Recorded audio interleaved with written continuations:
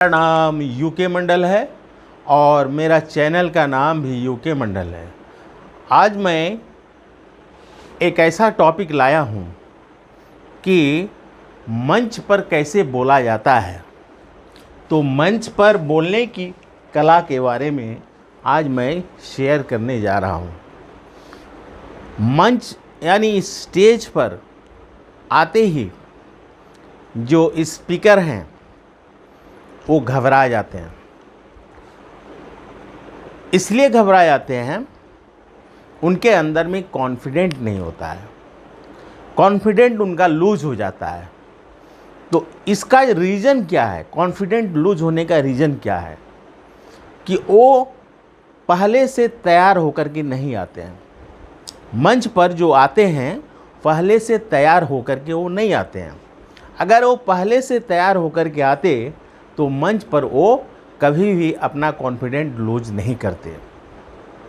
इसलिए सबसे पहले क्या करना चाहिए उन्हें ये करना चाहिए कि दर्पण के सामने आकर के पहले रिहर्सल करना चाहिए कि अन्य श्रोताओं का जो सुनने की जो उनकी दृष्टिकोण है वो सब को देखते हुए जो वक्तागण हैं उनको फॉलो करते हुए मंच पर स्टेज पर आकर के खड़ा होना चाहिए। मंच पर स्वाभाविक तौर पर खड़ा रहना बहुत ज़रूरी होता है। मंच के सामने जो हैं श्रोतागण होते हैं और मंच के पीछे में जो हैं अतिथिगण होते हैं।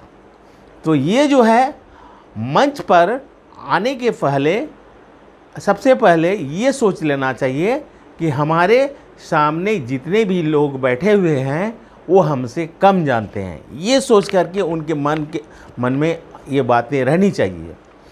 तो ये मन की बात है कि उनके अंदर में ये बात होनी चाहिए। श्रोताओं को ये नहीं बताना है कि आप हमसे कम जानते हो।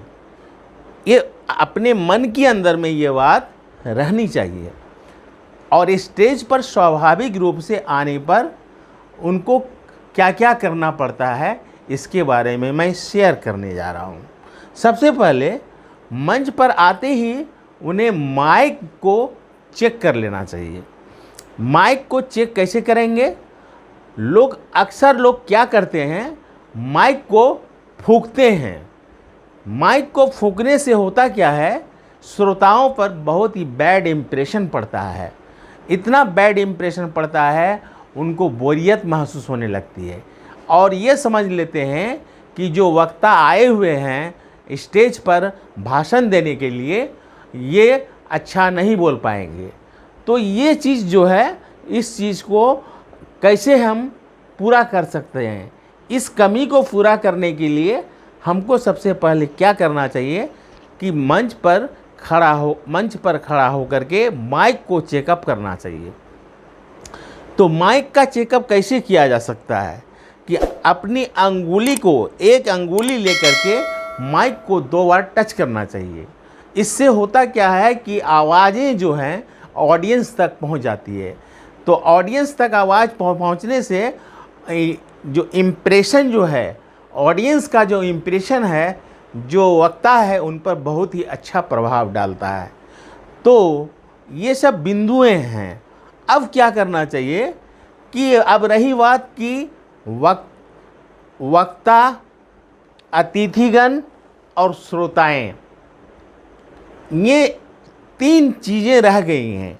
इन 3 चीज़ों पर मैं बात करूंगा।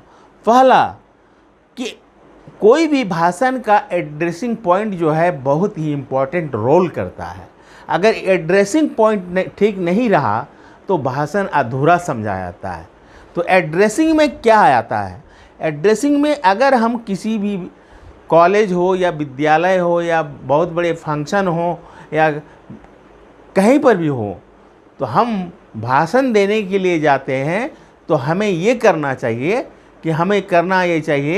कि यहाँ पर मंच पर पधारे जो उपस्थित जो अतिथिगण हैं उनका संबोधन करने न भूलें। उनका संबोधन ठीक से करें, जैसे कि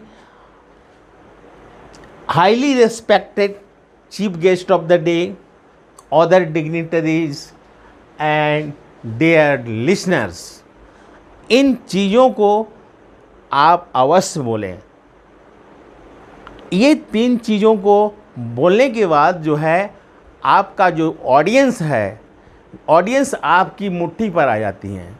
ऑडियंस आपकी बातों को वो सुनना चाहेंगे। अब जो है करना क्या है कि जैसे कहा जाता है कि well begun is half done. जिनकी शुरुआत अच्छी होती हैं उनका अंत भी बहुत ही अच्छा होता है।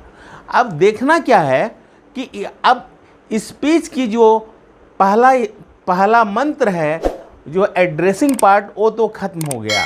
अब रही बात की स्पीच की इंट्रोडक्शन जो है, जहाँ से इंट्रोडक्शन किया जाना चाहिए, वो उनका होना बहुत ज़रूरी है। और स्पीच शुरू करने के पहले ये बात भी यहाँ कह देना बहुत ज़रूरी होता है। इसके पहले जो बहुत सारे वक्तागण जो कह गए हैं, हमारे लिए अब कुछ शेष छोड़ के नहीं गए हैं।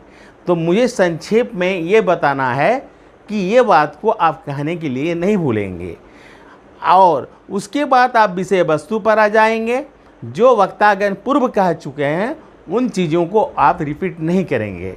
उसके बाद विषय वस्तु पर आ जाने के बाद बाकी चीज़ों को आप ठीक से सजा करके अच्छी तरह से आप बोल डालेंगे। उसके बाद आप कंक्लूडिंग पॉइंट पर आएंगे। कंक्लूडिंग पॉइंट पर आने के बाद जो है आपका भाषण का अंत हो जाएगा।